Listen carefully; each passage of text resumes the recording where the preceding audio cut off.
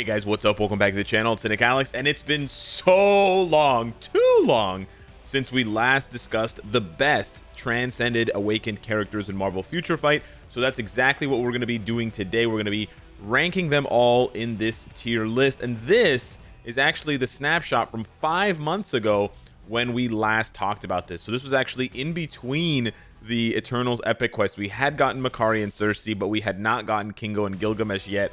So much has changed since then. It's actually crazy, but let's talk about it. So we've got all of the new characters down here that are new additions to the Transcended list. We also have existing characters that have gotten massive rework. So for example, you can see that Heimdall and Sif are at the bottom of this tier list, but of course they shouldn't be with these new uniforms. But at the time, that was the situation that they were in with their old base looks, or actually Sif had a uniform, but it was pretty garbage. So anywho, without further ado, we just have to dive right in. Again, this is just my own opinion. You can build whichever transcended character that you want, but I'm going to try my best to rank them for you in terms of their value. In order to do that, however, we're going to have to add in one more category, and it is called, we need to add a row below, and we're going to color this row, I don't know, purple. It's fine. And we're going to call, that looks odd, PvP only. All right, because just taking a look at this list and taking a look at, you know, where the characters are landing, it really isn't going to, you know, with just these 5 categories, I really couldn't quite express everything. So we do need a 6th category to really balance things out, because you have characters like, for example, Gilgamesh and Drax. They're not particularly amazing anymore, and you probably shouldn't build them for most content. But if you're really interested in PvP, excuse me, then that is definitely an option for them. Another good example of that is someone like Mr. Sinister. I honestly think you could probably, you know, rope-a-dope between these two in terms of who's more valuable. I will try to rank them from left to right as well, but we have a lot to get to, so let's get to it. Adding to the yikes category, well, taking away from the yikes category, actually, first of all, is Dr. Octopus. We have to remove him because he's obviously really good now.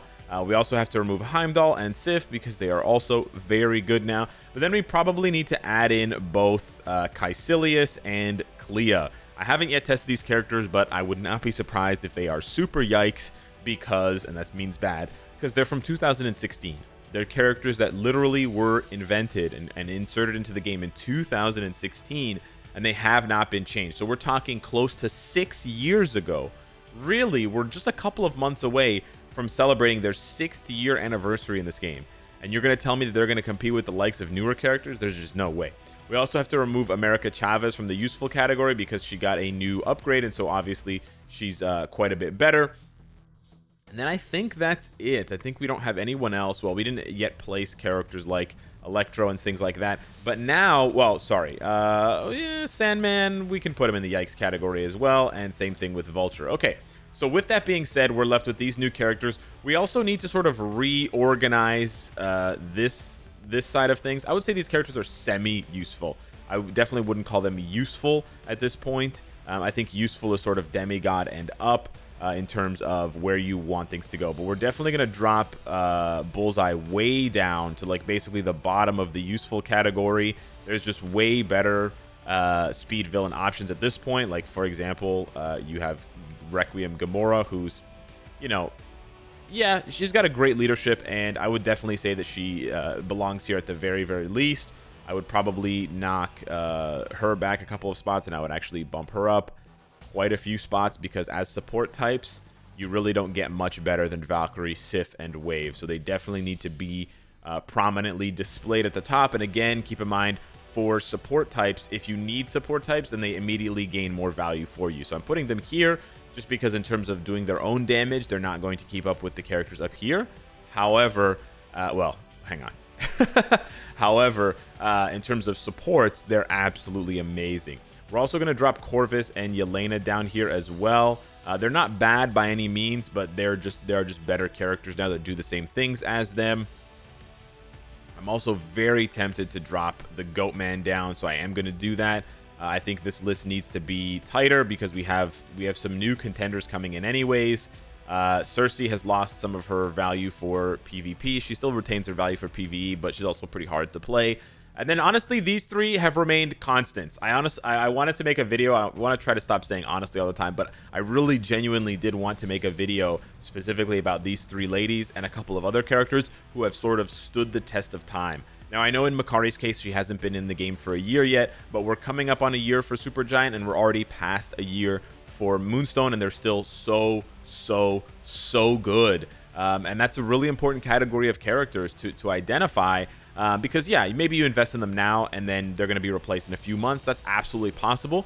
But maybe not, right? And in the meantime, you can sort of look at what makes these characters so good, look at how the community reacted to them when they first were introduced, and then when you see those same patterns in the future with future characters, you'd be like, oh, this is the new Moonstone. This is the new Supergiant. Let me jump on this bandwagon. Colossus, I'm going to put him in PvP only for pretty obvious reasons. I want to put Echo in PvP only, but she's also a very good leadership. For the sake of this tier list, I am going to put her in PvP only, but, and I know this color pattern is hideous, please don't flame me in the comments, but while I am putting her in PvP only because we're doing this video and I'm able to talk to you, I just want to say that you can definitely justify moving her up because she's not bad for PvE and she has a very good leadership. So because of that, I would definitely consider moving her up. Now that I see the Goat Man here, there's no way he's better than these characters. He's got to go like back here, dude.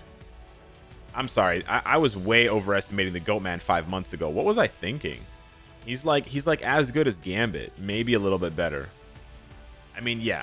Okay, well, okay, let's do that. Okay, keep in mind for Moon Knight, I'm also dragging Moon Knight down a little bit because the Disney Plus update, a couple months away, he will absolutely be getting something. So investing in him now at a high level is probably a pretty risky proposition. I'm also going to put Heimdall in PvP only. Again, he's not bad for PvE, but he's also pretty underrated for PvP. Mysterio is pretty good, man. I don't know. Is he better than Gambit? He's pretty good for a 2019 character. We keep putting people ahead of Beta Ray Bill. I wonder how Ariana Grande is going to feel about that. That's a sort of a Discord joke there for you Discord fans. Baron Mordo, where does he go? I think he's a little bit better. I think he should probably go at least here. That seems kind of fair. People forget how good Corvus was for PvE when he came out. Because immediately everyone moved him to ABX with a Rage, and he sort of, from there, couldn't really compete against World Boss Legend. Elektra, on the other hand, is amazing. He's really, really good. I don't know if would I call him busted? That's tricky. You know what? I will call him busted. I think he deserves it. Oh, does Kate Bishop deserve being called busted too? Nah, I have the reverse of a hard-on for Kate Bishop, whatever that means. I'll put her in the top of Godly. I think that's pretty fair. Kingo is pretty good as well. Rage character, probably, yeah, probably better. Maybe better than Baron Mordo. Yeah, we'll put him here for now. I think he was pretty close in comparisons to Corvus when I last remembered it, although he's a blast type and Corvus is a speed type. Ooh, Doc Ock. Doc Ock is definitely godly. Is he better than Human Torch? I would say yeah. I would say yes. Yeah. Squad battle, ABX, world boss. Yeah, and he's got the artifact for certain world bosses and certain things. Psylocke. Definitely. I think she's the second best female mutant. And then America Chavez. Definitely PvP only, but a very good PvP character at that. So, yeah. I think this